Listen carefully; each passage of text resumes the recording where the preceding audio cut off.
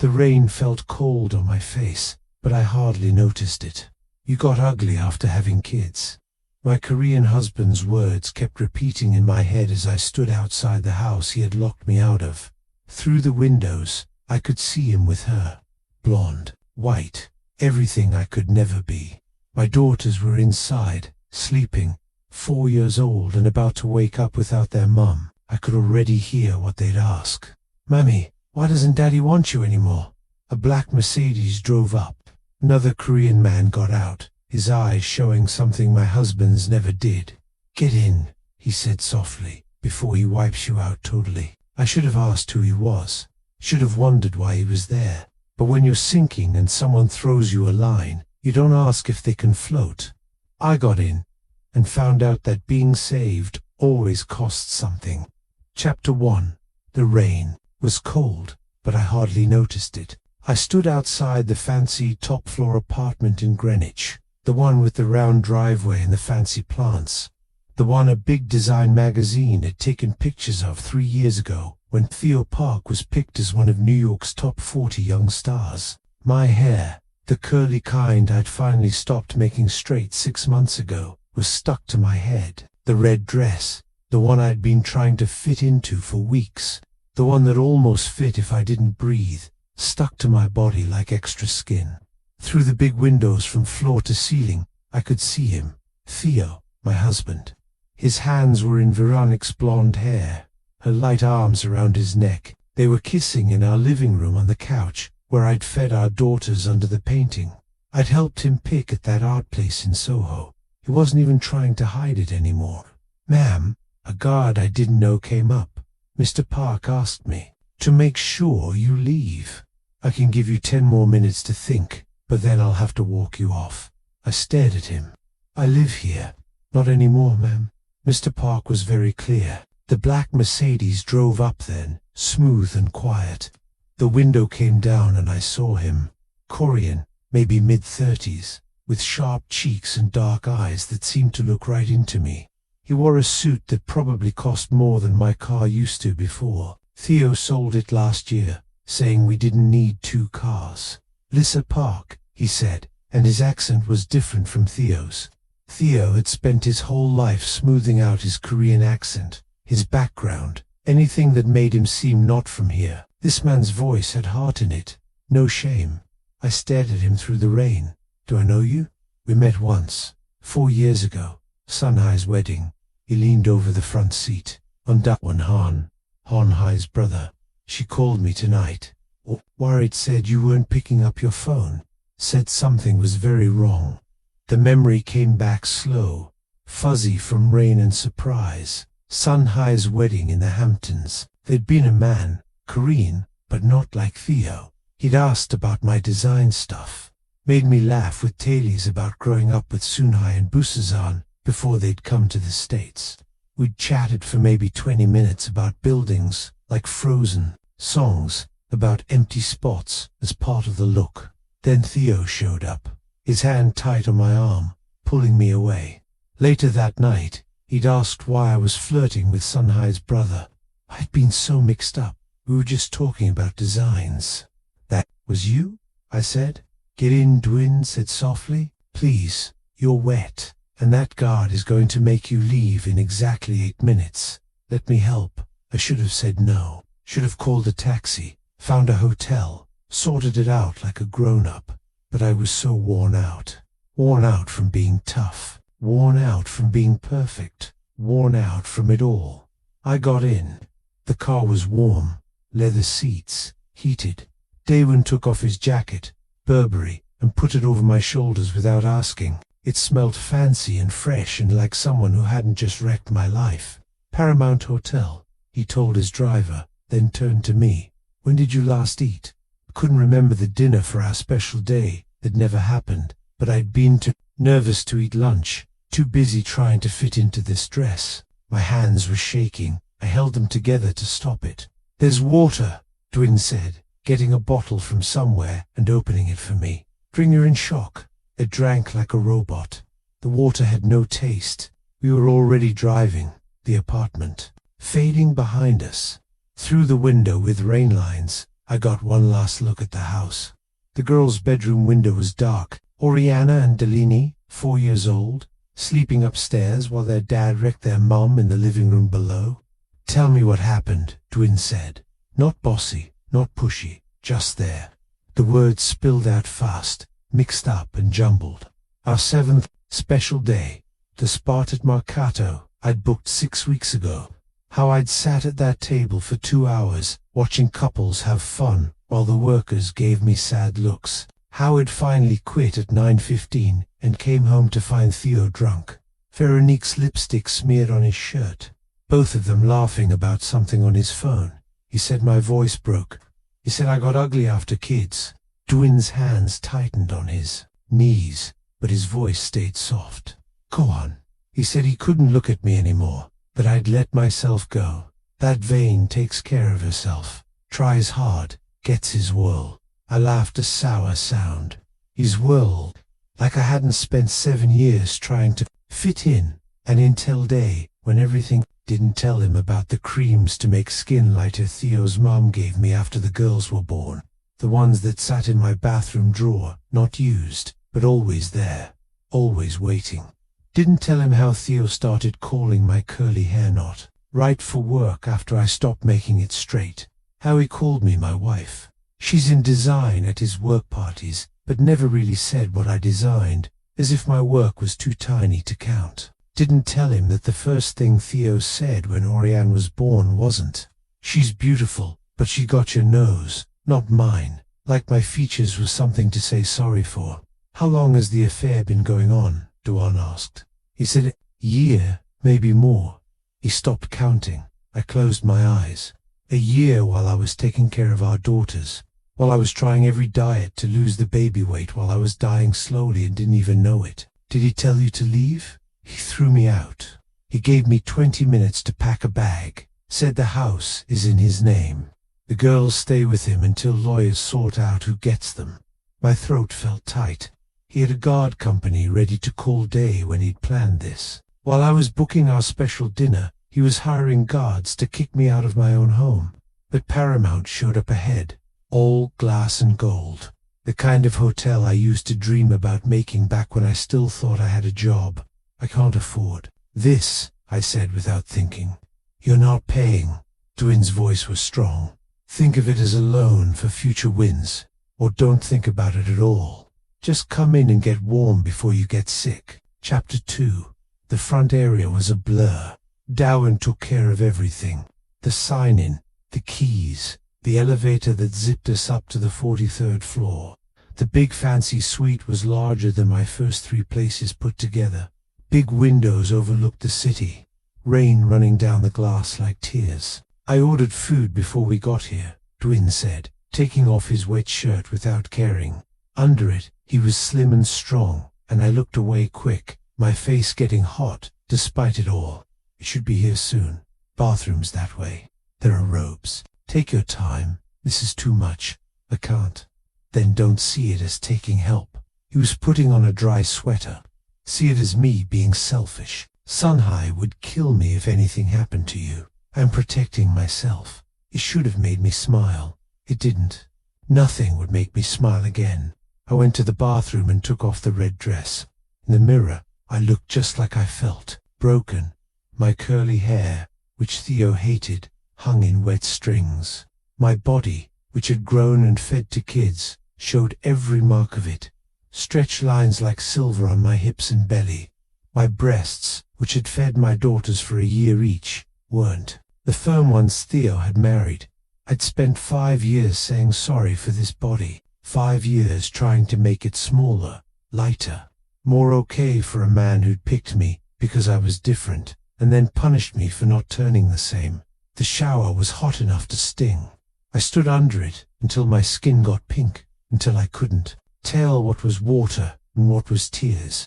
When I finally came out, wrapped in a robe so soft it felt like a hug, I found Daywin had set up dinner on the low table.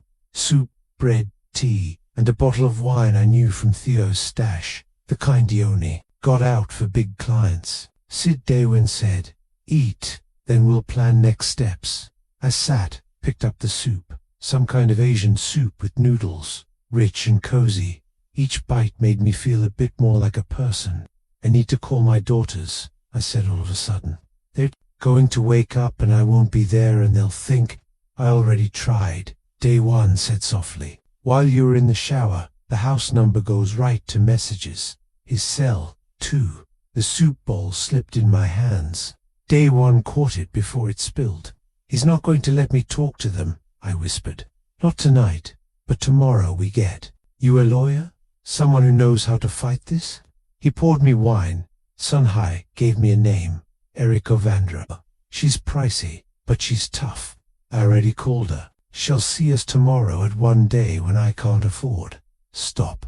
His voice was sharper than I'd heard. Stop saying you can't afford things. Stop making yourself small. That's what he did to you, isn't it? Made you believe you were less than made you. Grateful for bits. I stared at him. You don't know anything about my marriage? I know that 4 years ago at Sunhai's wedding, you talked about design like it was air, like you couldn't live without making things. And when I asked what you were working on, he got bright describing this eating place with huge windows you wanted to make into art. He leaned forward. Then your husband showed up and he just faded like someone reached in you and turned down a light. I watched it happen. Last night I went back to Seoul and asked Sunhai about you. She told me you'd stopped designing when you got pregnant, that your husband thought it was better if you'd focused on the family, that you'd seemed happy with the choice. He paused. But I kept thinking about how you looked when you talked about those windows, and I knew happy people don't look like that when they remember who they used to be. My hands were shaking again. Why are you telling me this? Because when Sunhai called me tonight, I was already on a plane to New York. I'd seen the news. Your husband's affair was in the business parts. Pictures of him with his helper at some fancy event. I saw his face and knew him from the wedding. Dwin's dark eyes held mine.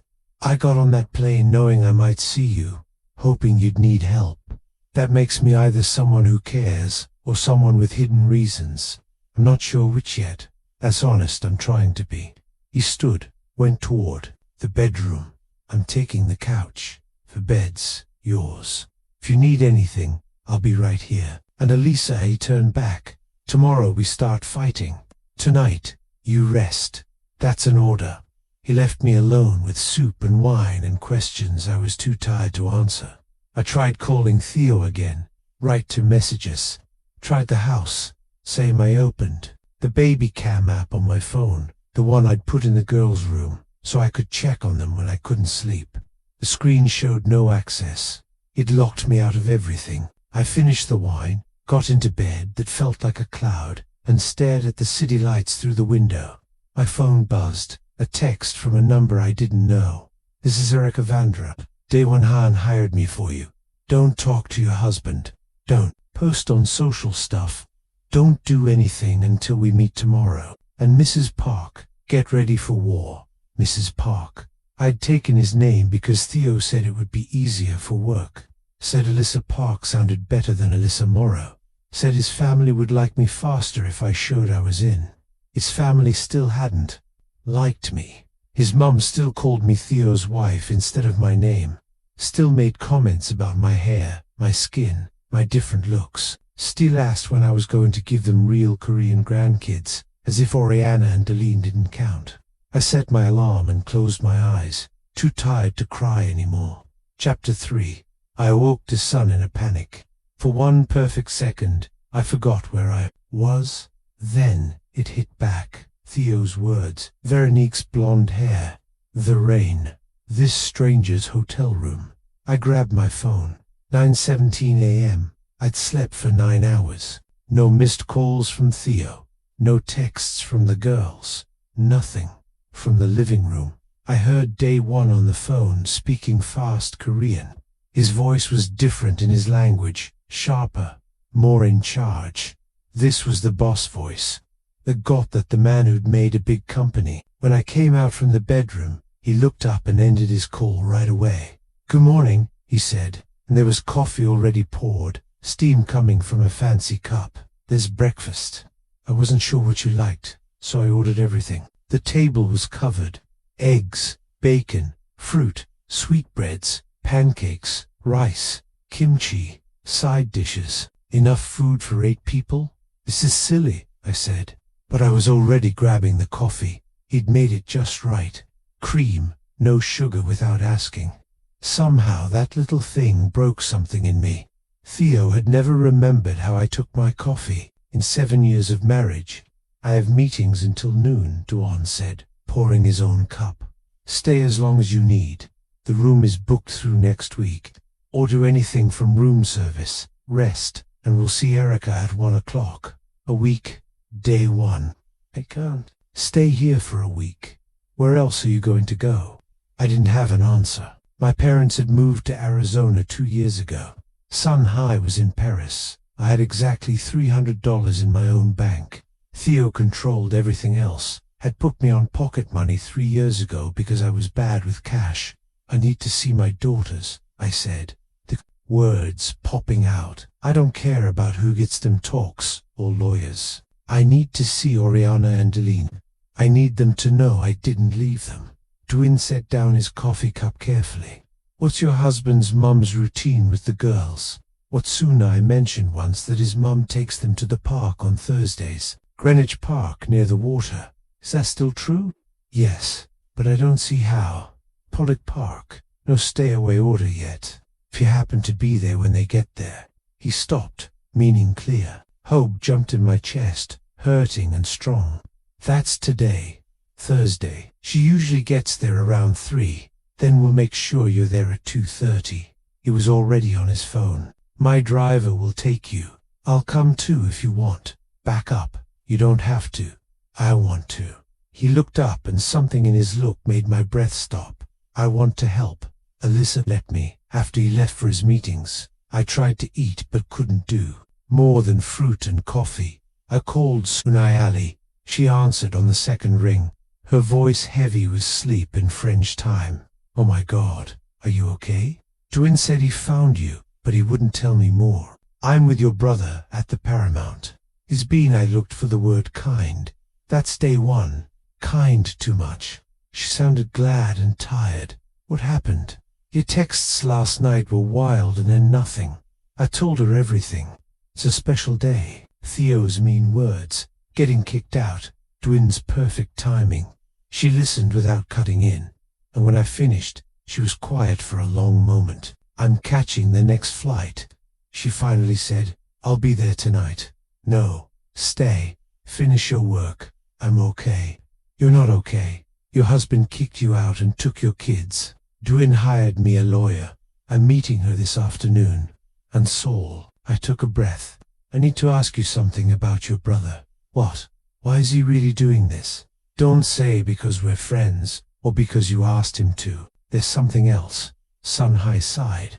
After my wedding, he asked about you. Lots of times. I told him you were married. Happy. No go. He never asked again. But she stopped. Day 1 doesn't do anything without a reason. And his reasons aren't always what you'd think. He's been alone for a long time. Ally built his company, made his money, did everything he planned. But he's lonely. I think you reminded him what it felt like to want something just for him. That was 4 years ago. We talked for 20 minutes. 20 minutes can be enough. Trust me, I've seen my brother in work meetings. He decides in the first 5 minutes if something's worth his time. He decided you were worth remembering. She got softer. Look, I love him. He's a good man, but be careful. Okay. Not because he'll hurt you, because he won't, but because you're weak right now, and it's easy to mix up. Rescue with love. I'm not mixing anything. He's helping me, that's all. Okay. But Ollie, when this is over, when you have your daughters back and your life fixed, check in with yourself. Make sure you know the difference between thanks and something more. We talked for a few more minutes. Before ending, I spent the rest of the morning working on designs, losing myself in lines and shapes. My hands remembered how even after 5 years, it felt like coming home.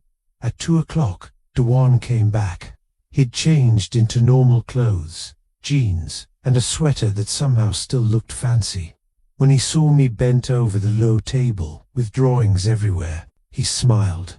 You've been working. I can't stop it. When I'm worried, I design things. I showed him what I'd been drawing. Hotel front area ideas, eating place spaces, the kind of work I used to do. He looked at them with real care, not the fake bored look Theo always got when I tried to show him my designs. These are great, especially this one. He pointed to a front area design with old Korean parts mixed into new spaces, the way you're using empty spots here. The M idea. Do you know about Ma? The Japanese idea? The space between things that gives them meaning? Korean too. We call it yoke. The space that's not empty, just waiting. He looked at me. You'll get it? Without trying. Most Western makers don't. I learned Asian design ideas in school. It was my best class. Something changed in his look. Keep these. I might have use for them later. The drive to Greenwich Park felt like driving toward a drop. Dwin sat beside me in the back, not touching me, but there, solid. What do I say to them, I asked. How do I explain that Mummy had to leave but didn't want to? You tell them the truth in words they can get. You tell them you love them. You tell them you're fighting to come back. He turned to face me. And Alyssa, you don't say sorry. You didn't do anything wrong. Cliff was just like I remembered. Neat grass, old trees, the play area you could see from the parking spot. I could see it from here. The climb thing where Oriana loved to go up. The swings where Delphine would swing her legs for hours. And there they were, my daughters. Oriana in her yellow coat, Deline in purple. Bows running toward the swings with the endless power only 4-year-olds have. Behind them, Theo's mum, Margaret Park, walked slow, phone at her ear. My heart was pounding out of my chest. I can't, I whispered. What if they don't want to see me? They're 4 years old and you're their ma. They want to see you. Day one opened the car door. Come on, I'll be right beside you. We walked toward the play area like walking through water. Every step felt hard. Margaret saw us first. Her eyes got big and she quickly ended her call. But Oriana saw me next. Mamin, she yelled, her voice going across the play area. Mommy! She jumped off the swing in the middle, hit the ground running, and crashed into me full speed.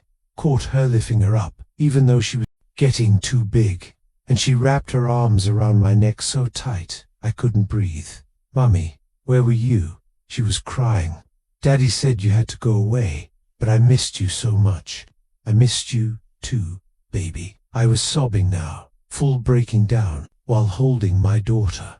So much. Deline came closer, slower, her dark eyes so like mine, watching and careful. She'd always been the careful one, the thinker. Where Oriana jumped in first, Delaney watched and thought. When she reached us, she didn't hug me, just stood there, looking at my face like she was trying to decide something. You left us, she said finally, her voice small and blaming. I didn't want to leave, sweetheart. Daddy and I had a big fight, and he asked me to go, but I'm working on coming back. I promise. Daddy said you didn't want us anymore. The words hit me hard. I set Oriana down and knelt in front of Deline, taking her small hands in mine. That's not true. That's not even a little true. You and Oriana are my whole world. Every single thing I'm doing right now is to get back to you. Do you understand? She looked at me for a long moment, then nodded a bit.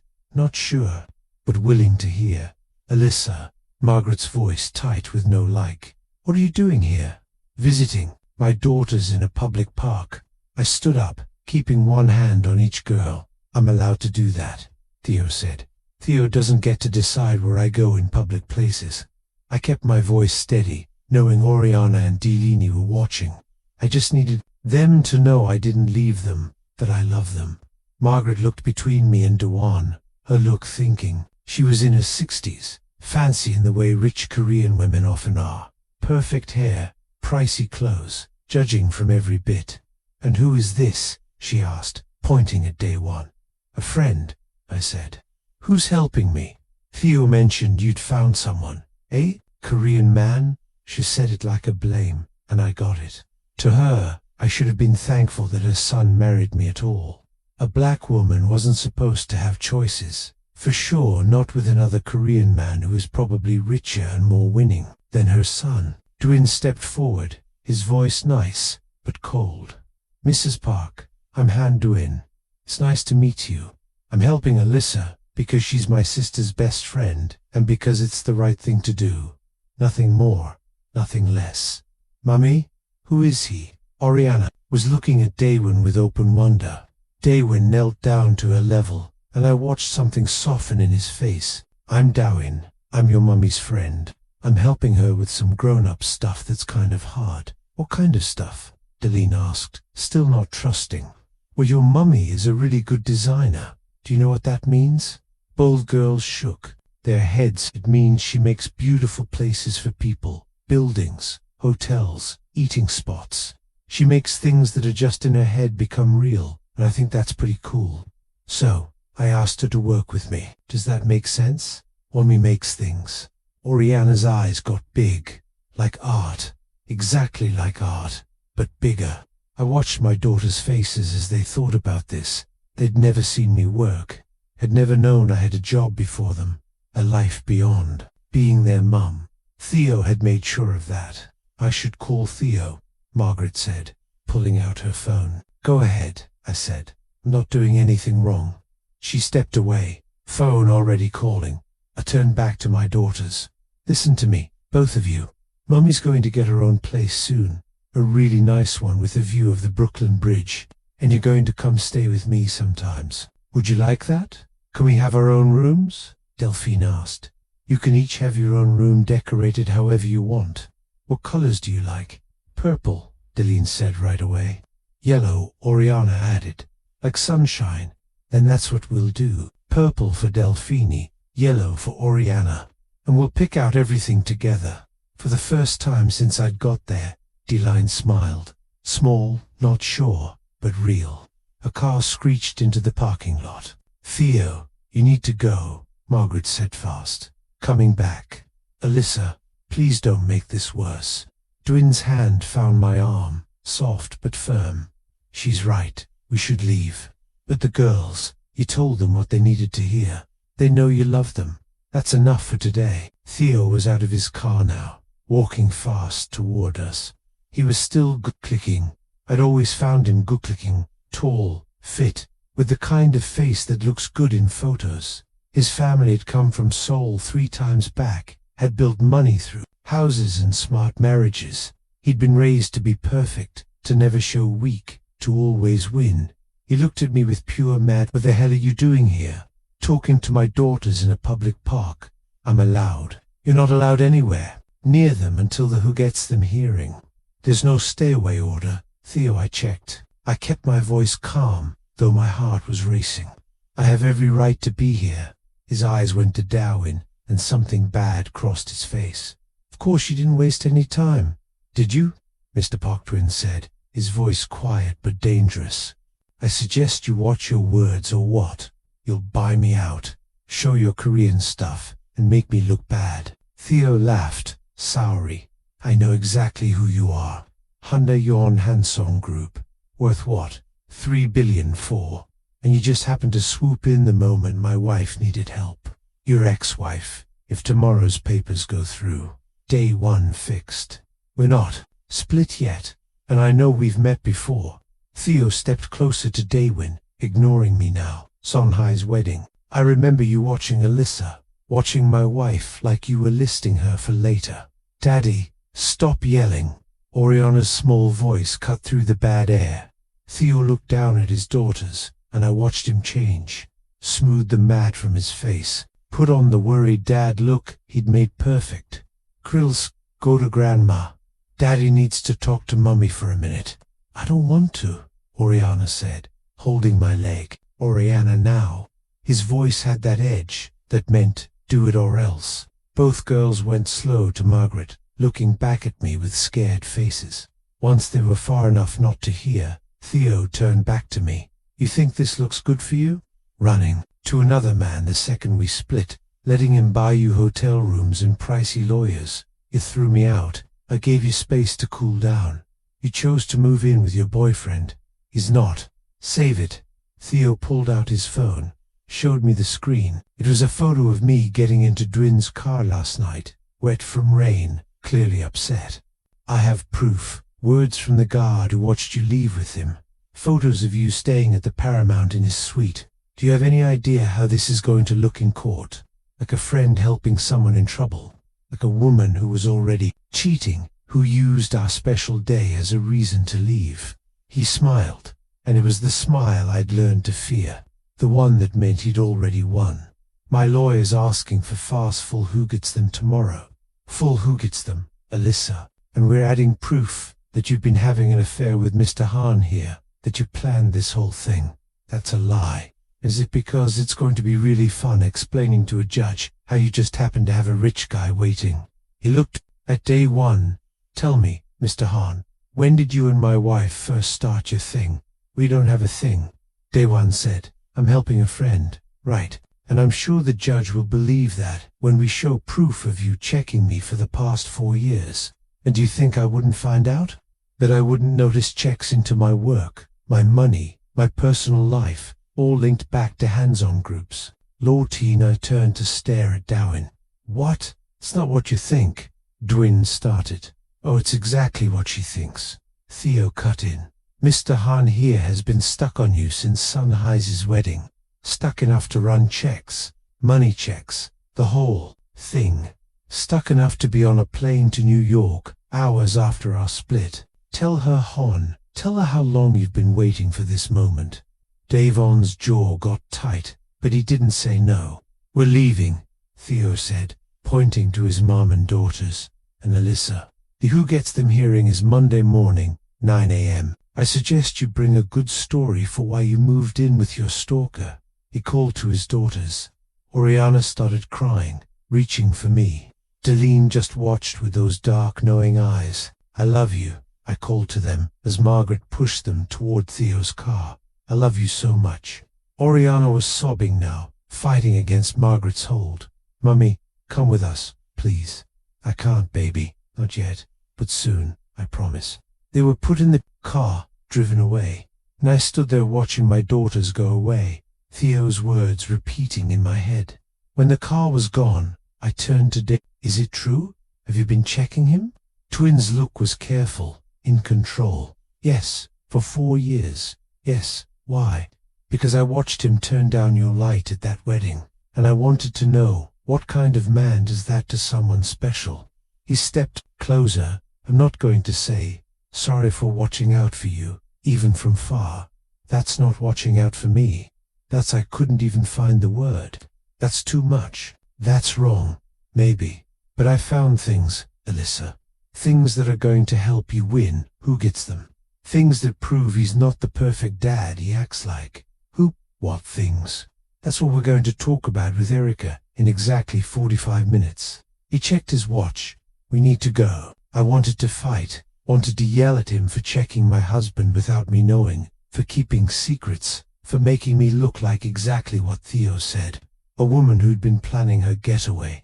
But my daughter's crying faces were stuck in my brain, and if Dwin had info that could get them back, I needed it. Fine, I said. But after this meeting, you and I are going to have a very long talk about limits. Fair enough. We drove to Erica's office in quiet. That's tense. I kept Theo's words. For years Daywin had been watching me, checking my husband for 4 years. That wasn't normal. That wasn't healthy. That wasn't the action of someone who just wanted to help. Chapter 4. Erica Vandra's office was in Midtown. All glass and metal and the kind of view that yelled power. Her front person jumped up the moment she saw Devon, which told me exactly how much money he was paying. Erica herself was just what I thought. Mid-50s, light blonde and a tight knot. A suit that probably costs big bucks and eyes that could cut you in seconds. Mrs. Park, she said, shaking my hand with a grip like metal. Or would you prefer Ms. Morrow? I understand that was your before name. Alyssa is fine, Alyssa then said. She pointed to chairs that were fancy and not comfy, probably on purpose. Let's talk about how bad your spot is and what we're going to do about it. I blinked. Excuse me, my husband has great help. David Grayson is a tough guy who doesn't lose who gets kids fights. He's already asked for fast full who gets them, saying leaving, mind not stable, and cheating. The hearing is Monday, but that gives us 72 hours to build a fight back. She leaned forward. So, I'm going to be really straight. Right now, you're losing. My stomach dropped, but I didn't leave them. He kicked me out. He has a guard who will say, you're left on your own. He has his mum who will say, you've been having trouble. Since the girls were born, he has sound recordings. What sound recordings? Erica pulled out her flat computer, tapped it, and my own voice filled the room. Me crying, saying, I can't do this anymore. I just can't.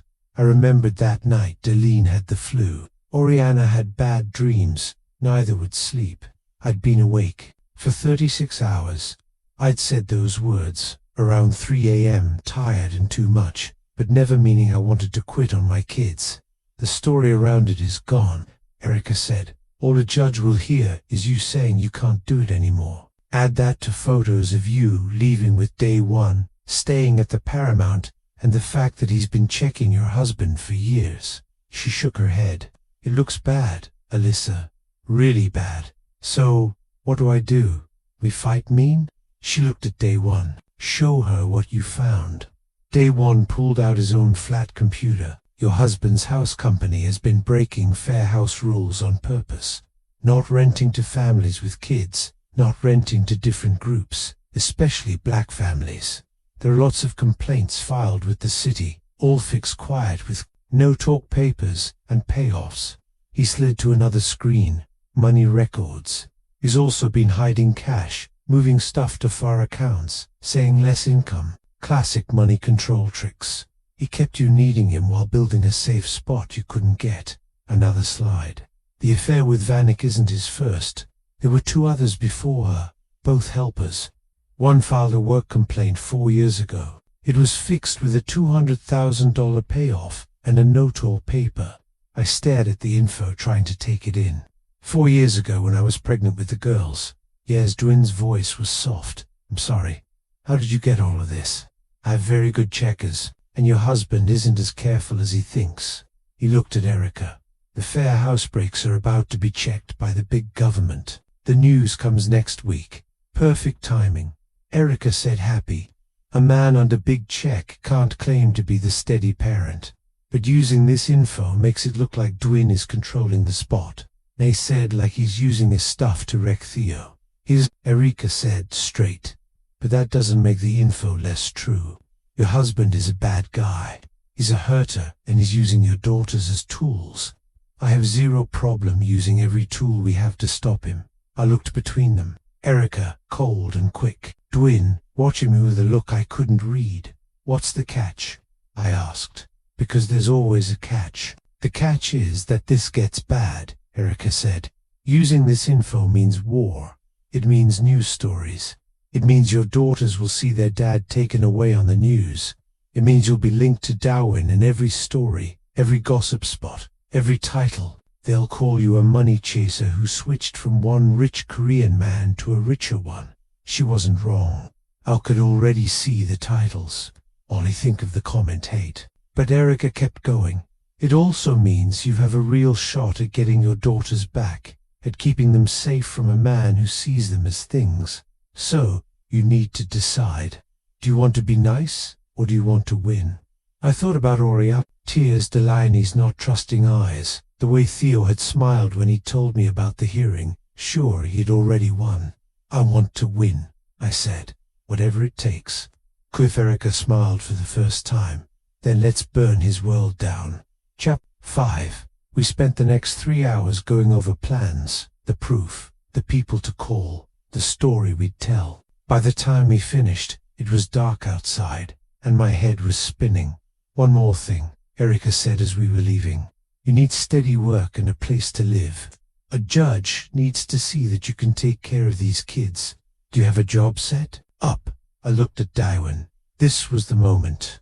The job offer I'd been half waiting for, half scared of. Yes, Darwin said. Hands-on group needs a head of inside design for our main spot in Manhattan. If Alyssa's interested, the spot is hers. Eric's eyes got narrow.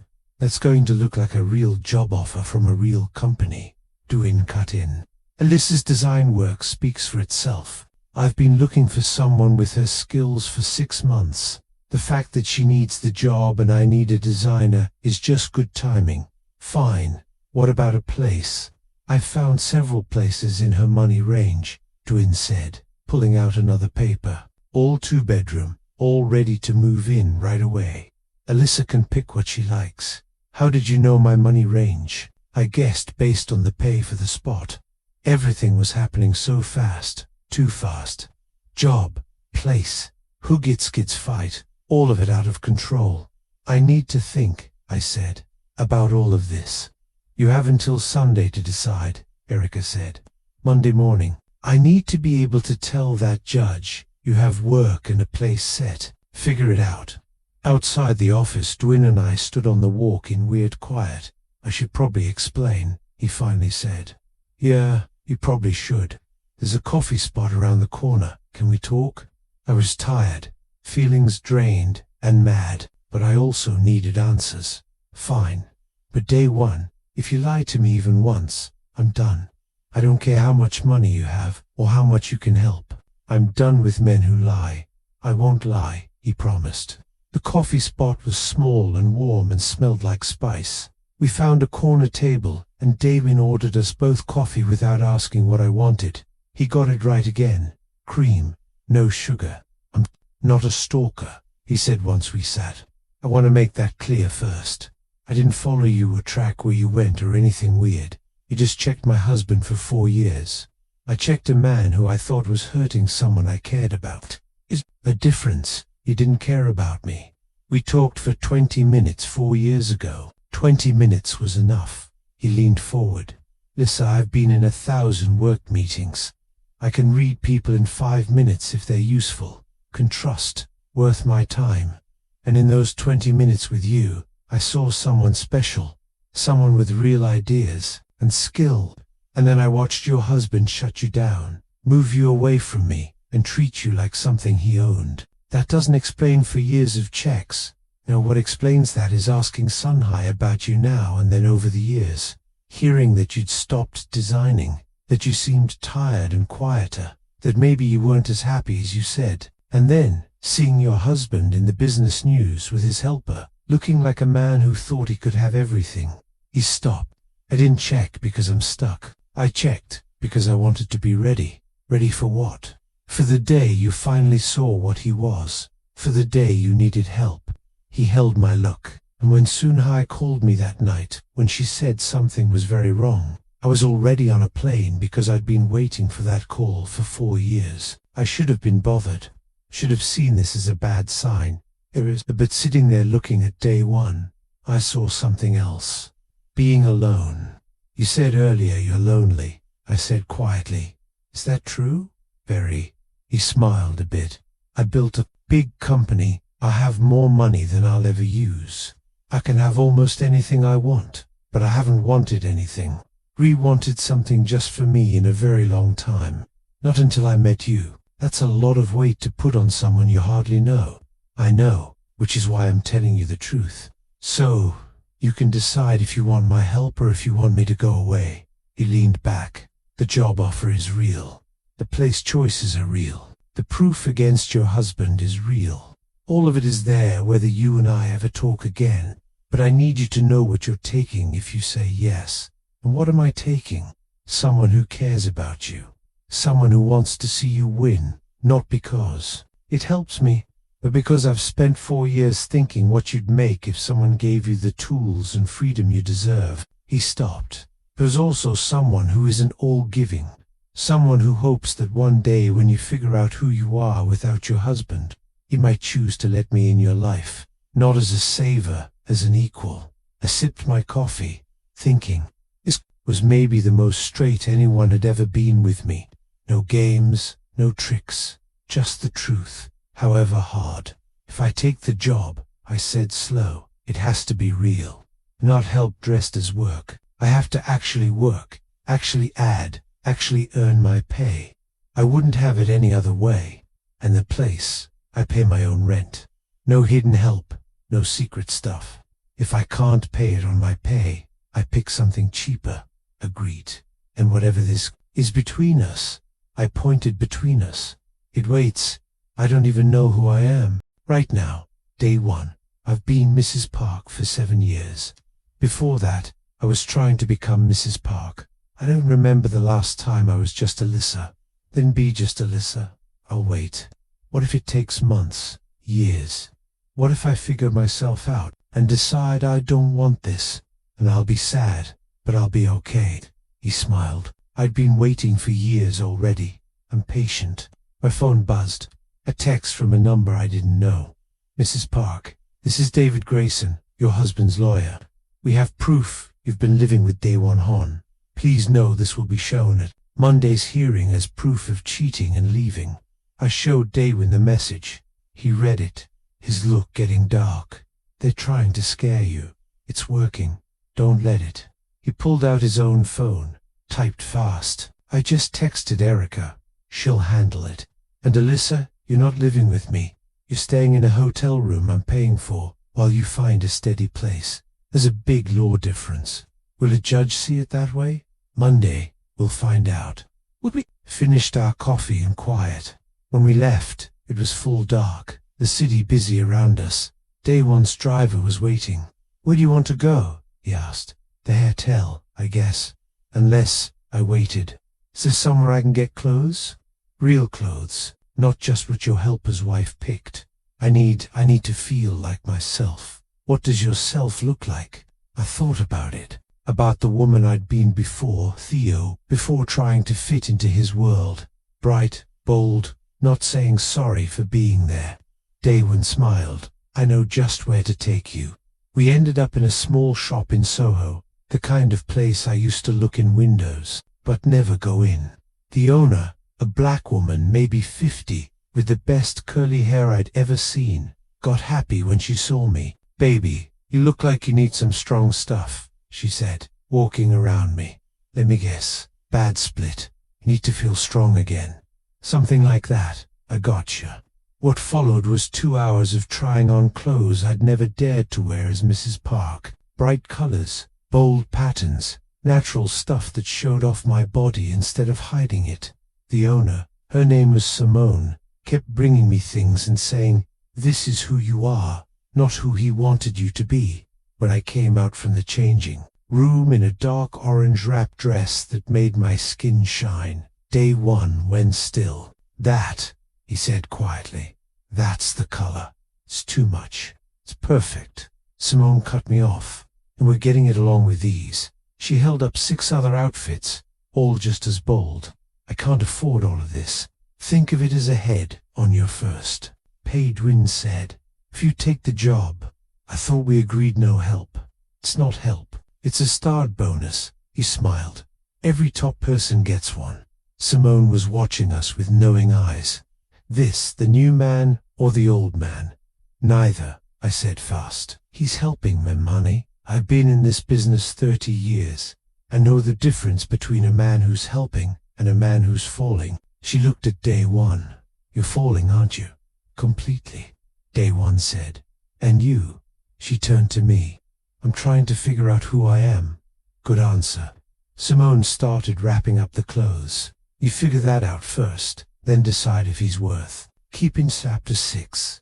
Back at the Paramount, full of shopping bags, I felt something I hadn't felt in years. Hopeful. Thank you. I told Day 1 as we rode the elevator to the 43rd floor. For today. For all of it. You keep thanking me. Stop. I don't know how else to say. The elevator doors opened and we both froze. Standing in the hall outside the suite was Theo. We need to talk. He said about Monday and about what you're willing to take to make this easy. Dwin stepped in front of me a bit, protective. How did you get up here? I own buildings, remember? I know how to talk to hotel bosses. Theo's eyes were on me, cold and thinking. Alyssa, 5 minutes. That's all I need. She doesn't have to talk to you without her lawyer there, Dwin said. I'm not here as her husband. I'm here as the dad of her kids. Theo looked past Dwin to me. Please, 5 minutes. Against my better thought, I nodded. Okay, 5 minutes. We went into the suite. Me, Theo, and Dewan, who wouldn't leave. Theo looked around the big suite with clear no like, nice, how much is he paying for this? 10,000 a night. That's not your. Worry. Everything about you is my worry until we're split. He sat down without ask, crossed his legs. Here's what I'm giving. Sheared who gets 'em. Half. Fair kid money. A fair split of stuff. More fair than the before marriage paper allows. What's the catch? You end whatever this is with Han. You'll go away from public eyes. You'll don't make me look like the bad guy. He leaned forward. I'm not a monster, Alyssa. I don't want to wreck you, but I will if you make me. You already kicked me out and took my kids. I gave you space. You chose to make it a war. He looked at Daewin. How much is he paying you to design? Hotels or whatever, I'll match it. You can work from home, see the girls every day. All you have to do is walk away from him. No, excuse me. No, I'm not walking away from my work because you're not comfy with it. I'm not going away because you want to control the story. I stood up, and I'm for sure not taking orders from a man who cheated on me for a year and then blamed me for it. Theo stood too, his jaw tight. You think you're going to win on Monday? Grayson is going to rip you apart. He's going to bring up every time you were too tired to play with the girls, every time he cried or got too much, every single moment where you were less than perfect. And then he's going to point to me, steady, with work, backed by my family. Who do you think the judge will pick? Maybe the parent who doesn't use his kids as tools. I'm keeping my kids safe from their mums, not stable. There's a difference. He moved toward the door, then turned back. Last chance. Alyssa, take the deal. Because if you don't, I'm going to make sure you lose everything. The girls, your good name, your pride, all of it. Get out. He left, and the quiet he left felt heavy. He's scared, Dwin said finally. Do you hear it in his voice? He's scared because he's losing control. He's also right. I wasn't perfect. There were times I was too much, tired, having trouble. What if the judge sees that and agrees with him? Then the judge is wrong. Dwin came to stand in front of me. Alyssa, you're about to walk into that court and fight for your kids, but you need to get something first. You're not fighting to prove you're perfect. You're fighting to prove you're there. You're there, Mom. That's enough. I wanted to believe him, wanted to trust that love would count, that showing up would matter. But I'd spent 7 years learning that wanting something didn't make it true. I need to sleep, I said. Monday's in 3 days, and I need to be ready. Of course, I'll be on the couch if you need anything. But I couldn't sleep. I lay in that big bed, staring at the top, thinking about Oriane and Deline, about if they were sleeping okay, about if they'd asked for me at bedtime, about if Theo had told them more lies about why Mummy wasn't there. Around 2 a.m., I quit and went to the living room. Dwin was awake, too, working on his laptop. Can't sleep either, he asked. Keep thinking about them, about what Monday means. Kamira sat next to him on the couch, and he showed me his laptop screen. It was the design drawings I'd made earlier, but he made them digital, made them in 3D. I had my team work these up, he said, just to see what they look like made real. Hope you don't mind. I stared at the screen, my designs come to life. The front area idea, with the Korean-inspired empty spots. The eating place with the window setups. All of it pretty, real. This is what you could be doing, Dwin said. If you take the job, not just the Manhattan spot, all of them. Seoul, Tokyo, London. You could design hotels all over the world. Why me? You could have anyone. Because I don't want anyone. I want someone who sees design as poems, who gets that place's shape how people feel. He turned to look at me, and selfishly, because I want to see what you make when someone gives you endless tools and tells you to dream big. I looked at the pictures again, thought about seeing them built, walking through places I'd designed, watching people feel what I'd made. If I do this, I said slow, I need to do it right. And no short ways, no special because of whatever this is between us. I need to earn it. You will. I'll make sure. And after Monday, after the Who Gets Them hearing, I need time to figure myself out, to be just me for a while. I know I'm not going anywhere. We sat there in the quiet, looking at designs and dreaming about what's possible. And for the first time since Theo wrecked my life, I felt something like calm. A phone buzzed. A text from Delaney's iPad. They had their own things for video calls with Theo's mum when she was in Korea. "Mummy, it's Delaney. I miss you." My heart stopped. I texted back right away. "I miss you, too, baby, so much. Daddy says you're not coming back. Is that true?" "No. I'm fighting to come back to you. I promise." Oriana's crying. "She wants to talk to you." The iPad video rang. I answered and there were my daughters, both in their sleep clothes. Oriana's eyes red from crying. "Mummy." Oriana's voice was too loud, and I got they were hiding. "We're in the bathroom so Daddy can't hear. Baby, he should be sleeping. He can't sleep. We miss you." Delaney's serious face filled the screen. "When are you coming home?" "I don't know yet, but I'm working on it. I have a meeting on Monday with a judge who's going to help us figure it all out." "What's a judge?" "Someone who makes fair choices, who listens to everyone and then decides what's best." "Will you tell the judge we want you?" Oriana asked. "If I can." "Would you want that? Even though you'd still see Daddy, too?" "Yes." Both girls said it together. "Okay, then that's what I'll fight for." I could see Day One in the corner of my eye, quietly giving me space. "Now you two need to sleep. It's late. Will you sing us the song?" Delaney asked. "The one you always sing." So I sang the sleep song I'd sung to them every night since they were born. Watched their eyes get heavy. Watched them lean on each other. "We love you, Mummy," Oriana whispered. "I love you, too. Both of you. More than all the stars in the sky. And all the sand on the beach," Delaney added, finishing the part I'd taught them. They hung up, and I sat there holding my phone, tears running down my face. "They need you," Day One said quietly. "And Monday, we're going to make sure they get you." I finally fell asleep on the couch, my head on Day One's shoulder, his arm around me. Not love stuff. Just people comfort when I needed it most. When I woke up Sunday morning, I found a note. "Please lookings at 11 a.m. Be ready. We're finding you at home. D." And despite everything, the fear, the nausea, the fight ahead, I smiled.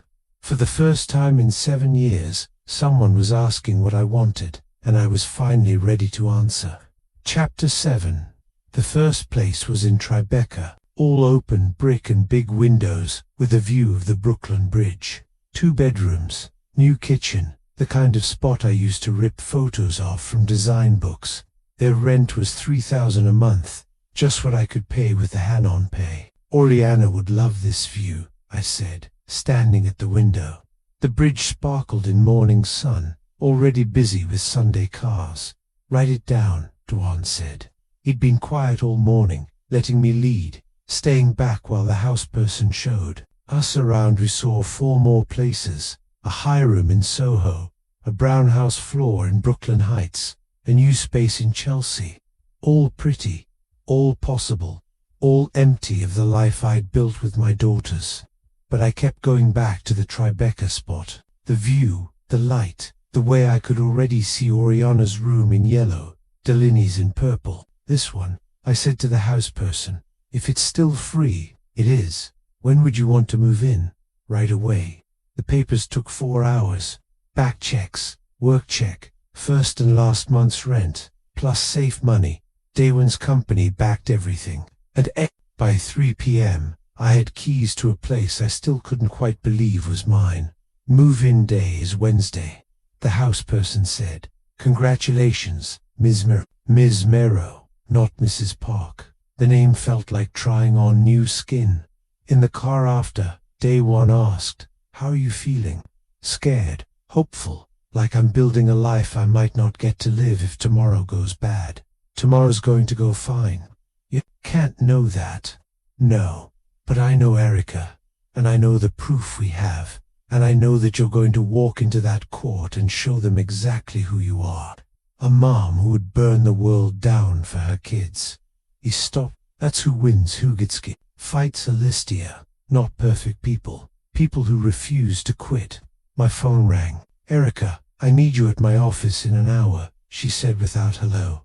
"Theo's lawyer filed new asks. We need to prep." The new asks turned out to be bad words on me, dressed as proof. Words from Theo's work friends about my weird ways at company events. From his mum, about my hard time fitting Korean ways. From their family doctor who'd never checked me, but was willing to guess about after baby, sad based on worrying signs. This is all I said, reading through it. I wasn't weird. I was tired from being the only one caring for the girls while he worked long days. And his mum's Korean ways were her wanting me to make kimchi her way and bad-mouthing me when I couldn't. I know the judge will probably know it, but we still have to answer it. Erica pulled out another paper. So, here's what we're doing. Tomorrow morning, you're going to tell your story. All of it. Day alone, the bad words, the way he controlled the money, the way he made you feel like you were never enough. What about the proof Daewin found? The house not fair. The hidden money. We'll use it if we need to, but I want to start with you with your truth.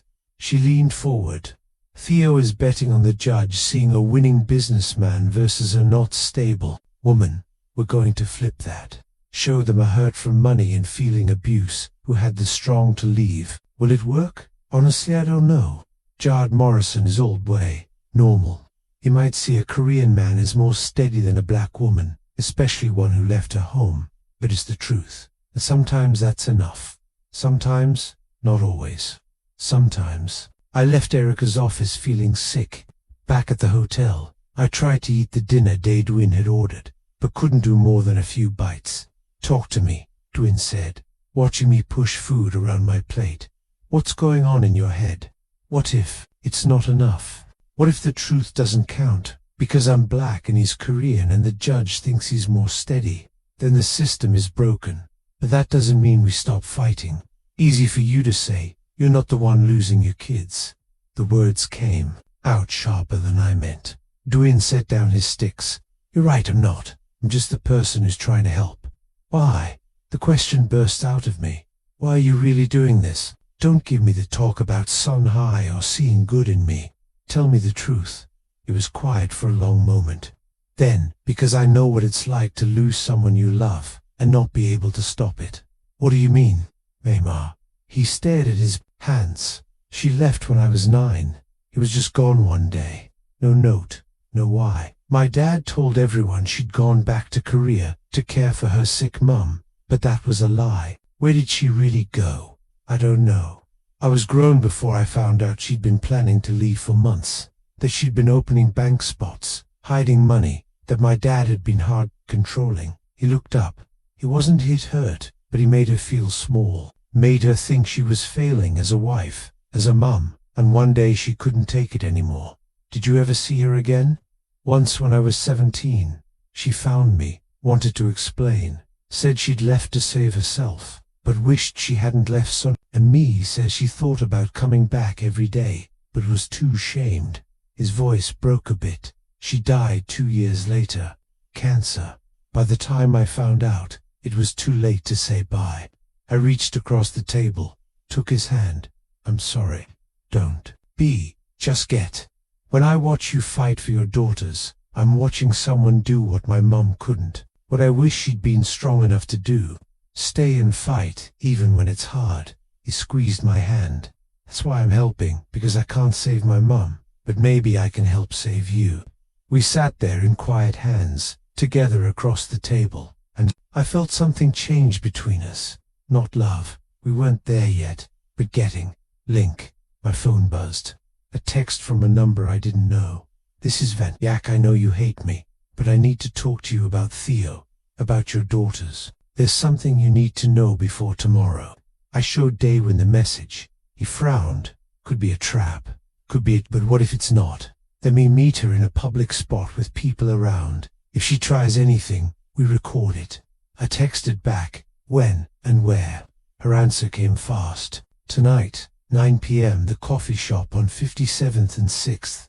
Please, this is important. At 9 p.m., Dawn and I walked into the coffee shop to find Vanik already waiting.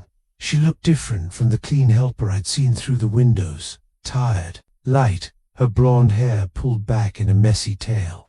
When she saw me, she jumped. Thank you for coming, she said quietly. I wasn't sure you would. I'm here to talk. She looked at Daywin. Is he? He's staying.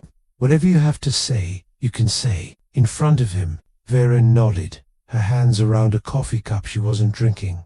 I'm pregnant. 6 months. Theo's baby. I'd already known this from Erica's files, but hearing her say it still hurt.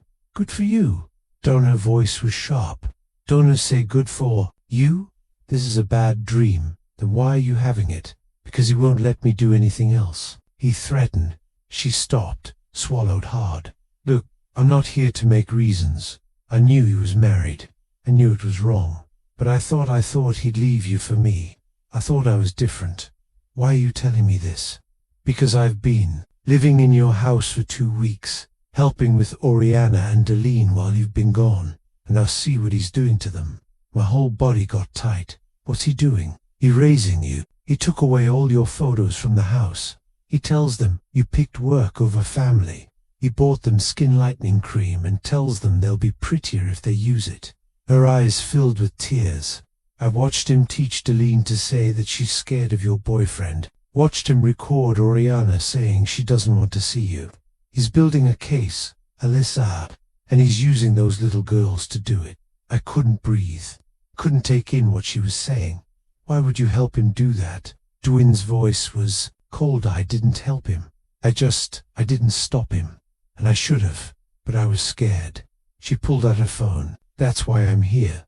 I recorded some of it. The teaching, the controlling. I have videos. She slid her phone across the table. I pressed play on the first video. The screen showed Theo kneeling in front of Delphine in her purple bedroom. Sweet, tomorrow, Daddy has to talk to a judge, and the judge might ask you some questions about Mommy. Can you help Daddy? Delphine nodded, her face serious. Good. So, if the judge asks if you feel safe with Mommy, what do you say? Yes. No, baby. Remember what we talked about. Mommy left you. She chose her boyfriend over you. That makes you feel sad, right? I guess? And scared. You're scared Mommy might leave again. Can you say that? I'm scared Mommy might leave again. Perfect. Good girl. I stopped the video, my hands shaking so hard I almost dropped the phone. There are 6 more, Veronique said. All like that. Teaching them, controlling them, making them afraid of you. Why are you giving this to me? Because I'm 6 months pregnant with a daughter. She touched her belly, and I got this is what he'll do to her, too. The moment she's not perfect, the moment she doesn't fit his picture, he'll erase her. Just like he erased you. He could wreck you for this by law, with money. I know, but I can't watch him wreck those little girls and do nothing. She pulled out a small drive, set it on the table. This has everything. The videos, texts between us about handling the who gets them spot, money records he made me help hide, all of it. You're willing to say in court if I have to, but I'd rather not. I'm scared of him, Lisa. Really scared. He's not who he acts like. I took the drive, held it like it was breakable. Thank you. Don't thank me. I'm part of this. I'm just trying to be a bit less bad before my daughter is born. She stood to leave, then stopped. For what it's worth, Oriana and Deline love you. When he's not around, they talk about you all the time, about things you used to do together. Songs you'd sing. You're in their hearts. He can't erase that. After she left, I sat there staring at the drive. This changes everything, Duan said with this proof. He'll know it came from her. He'll wreck her. She knew that when she gave it to you. She chose to do it anyway. I thought about Veronique, pregnant and scared, about choosing to do the right thing, even when it cost everything. We use it, I said. Tomorrow, we show the judge exactly who Theo is. Back at the hotel, Erica looked at the videos. I watched her face go from surprised to grossed out to cold happy. This is gold, she said. This is exactly what we need. Could we use it even though Varan doesn't want to say in court? The videos say it themselves, and if the judge wants the where from, we'll deal. Then she looked up. Alyssa, with this proof, you're not just getting shared, who gets them? You're getting main, who gets them? Maybe even full. I let myself believe it for exactly 3 seconds. Then Real hit back. What if he has something we don't know? What if there's more? Then we handle it. But right now, we have the lead. Try to sleep. Tomorrow we win this. But I couldn't sleep. I lay in bed replaying those videos, hearing Theo's voice teaching our daughters to be afraid of me, thinking about skin lightening cream, about photos taken away, about the erasing of their black mom. Around 3 a.m., I quit and went to the living room. Dwayne was already there working on his laptop. Couldn't sleep. Cliff's thinking about what he's doing to them, what he's already done. Come here, I sat beside him. On the couch, he closed his laptop, giving me all his listen. Tell me about them, he said. Not the law stuff. Just tell me who they are. So, I did. He told him about Oriana's love for building, how she could spend hours with blocks making fancy builds that beat how things fall.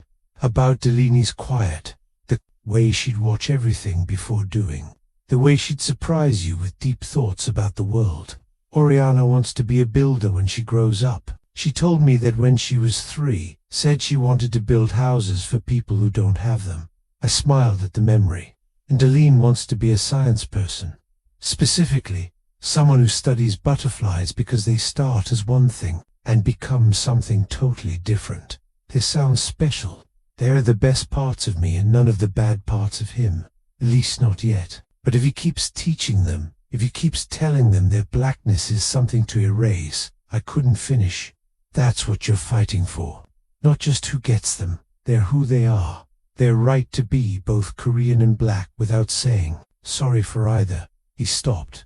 I can't think how hard that must be, having to fight for your kids to like themselves. Is it like that in Korea?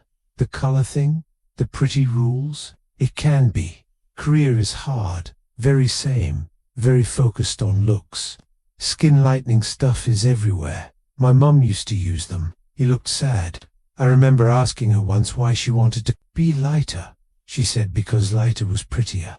I was 7 and it broke something in me. Getting my mum thought she wasn't pretty enough. Did your dad push her? Not straight.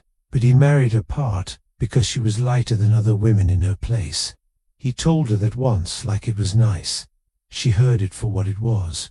Okay, based on stuff. We sat in quiet, both thinking our own hurts. Tomorrow, I said finally, when I see him in that court, I need you to promise me something. What? If I start to shake, if I look like I'm about to break, don't let me remind me what I'm fighting for, because he's good at making me doubt myself. 7 years of practice, you won't shake. But if you do, I'll be right there.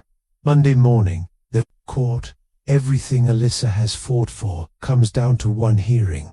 But Theo has one more tool she doesn't see coming. And when the judge makes his choice, nothing will ever be the same. So, here's what I need to know from you. What do you think happens in that court? Does Alyssa get her daughters back? Or does Theo's last move wreck everything? If you were Alyssa, would you have taken Day One's help? Or is he moving too fast, getting too in? Should Varan's videos be enough to win? Who gets them? Or will the judge see Alyssa as not stable no matter what proof she has? And the real question, can Alyssa trust Day One? He checked Theo for 4 years before they even met again. Is that love or too much? Drop your guesses in the comments right now. I'm reading every single one. And if you need to see what happens next, if you're as hooked on Alyssa's fight as I am, then you better hit that subscribe button, because part 2 is coming, and it's going to blow your mind. Like this video if you're Team Alyssa. Comment if you're Team Dwayne, or Team Alyssa needs to slow down. Share this with someone who needs to hear this story, and subscribe so you don't miss part 2. Because trust me, the court scene, the who get fight, what Theo does next, you are not ready. Sometimes the fight for your kids means fighting for yourself. Part 2 coming.